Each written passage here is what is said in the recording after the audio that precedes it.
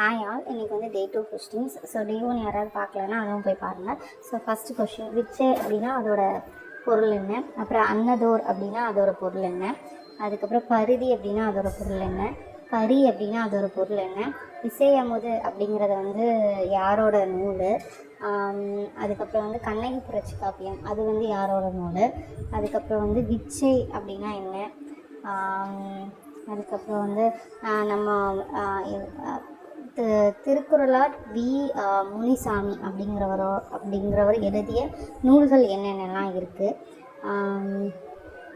அதுக்கப்புறம் வந்து கனவு அப்படிங்கிற ஒரு இலக்கிய இதழ் அதை வந்து யார் வந்து நடக்குனா.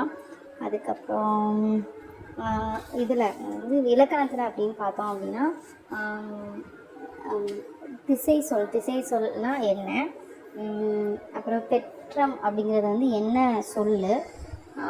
கிணறு அப்படிங்கிறது வந்து என்ன சொல்லு?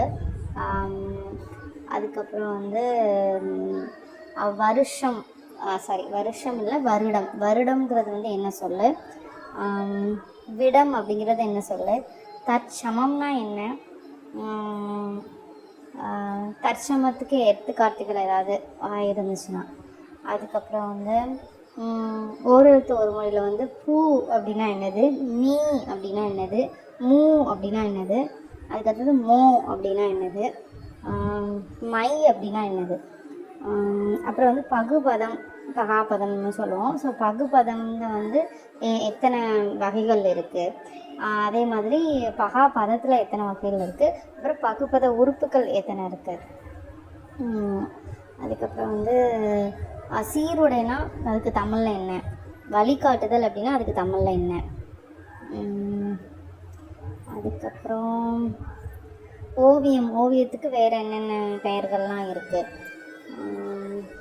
அதுக்கப்புறம் தொழில் பெயர்னால் வந்து தொழில் பெயரில் வந்து என்னென்ன எத்தனை வகைகள் இருக்குது அப்படிங்கிற மாதிரி.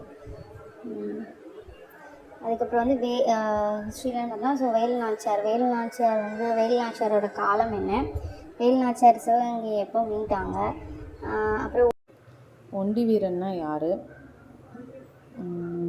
அதுதான் இன்னைக்குள்ள கொஸ்டின்ஸ் முடிஞ்சிச்சு. ஸோ நாளைக்கு பார்க்கலாம். பாய்.